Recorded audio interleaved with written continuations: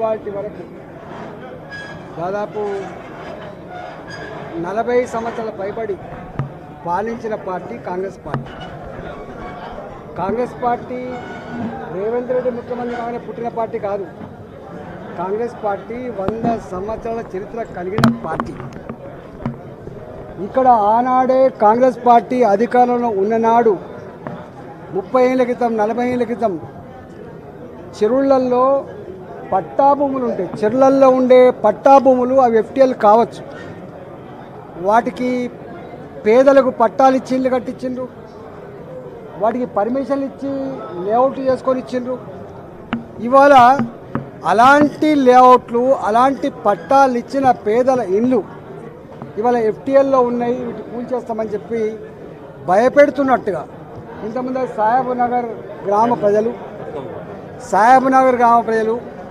సరూర్ నగర్లో 30 ఏళ్ల క్రితం 40 ఏళ్ల క్రితం కట్టుకున్నటువంటి ప్రజలు ఫాక్స్ సాగర్లో బాజాప్తా ప్రభుత్వమే పట్టాలు ఇచ్చి కట్టుకున్నటువంటి ఇళ్ళన్నీ కూడా కూల్చివేస్తామనేటువంటి భయం ఏదైతుందో ఇవాళ ప్రజలందరూ కూడా కంటి మీద కులుకునే కూడా చేస్తూ ఉన్నారు.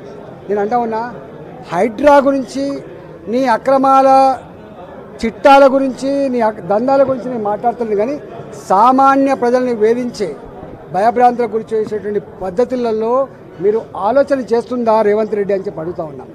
ఇవాళ నువ్వేదో అనుకుంటున్నావు, ఏదో స్వచ్ఛమైన నీతివంతమైన స్టబ్బన్గా ఉండే ఆఫీసర్ అని చెప్పి ఇవాళ కలెక్టర్ ఇవాళే కలెక్టర్ కాలే, అనాదిగా కలెక్టర్ ఉన్నారు. అక్కడ ఏ కలెక్టర్లు పర్మిషన్ ఇచ్చిండ్రు, ఏ జిహెచ్ఎంసీ పర్మిషన్ ఇచ్చింది, ఏ ఉడా పర్మిషన్ ఇచ్చింది, ఏ ఆఫీసర్ దాన్ని రిజిస్ట్రేషన్ చేసిండ్రు, ఇవన్నీ ఒక్క ఏళ్ళు చూపించే ప్రయత్నం చేస్తే 4 ఏళ్ళు చూపిస్తాన విషయాన్ని మర్చిపోకు.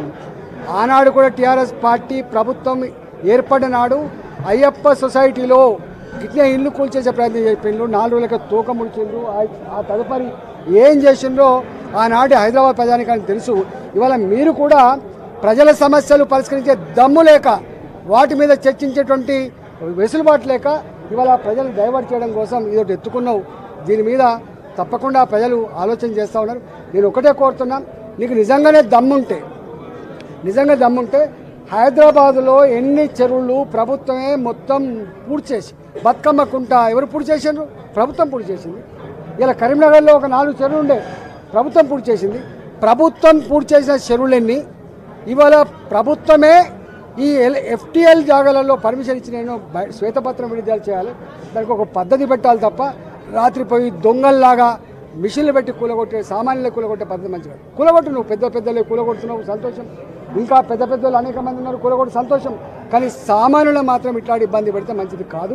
ఇవాళ దీని మీద భారతీయ జనతా పార్టీ ఇప్పటికే చెప్పింది. ఇవాళ ప్రతి దానికి ఓ సిస్టమ్ ఉంటుంది, ఓ చట్టం ఉంటుంది. చట్టాన్ని పక్కకు పెట్టి సిస్టాన్ని పక్కకు పెట్టి తాత జాగీర్ లాగా ఇవాళ హీరో అన్నట్టుగా ఈ పార్టీ ఇప్పుడే పుట్టినట్టుగా ధర్మం కోసమే ఉన్నట్టుగా అక్రమాలన్నీ కూడా ఆపుతున్నట్టుగా ఇవాళ పోజు పెట్టే పద్ధతి మాత్రం మంచిగా లేదని చెప్పి నేను దీన్ని తీవ్రంగా హెచ్చరిస్తాను.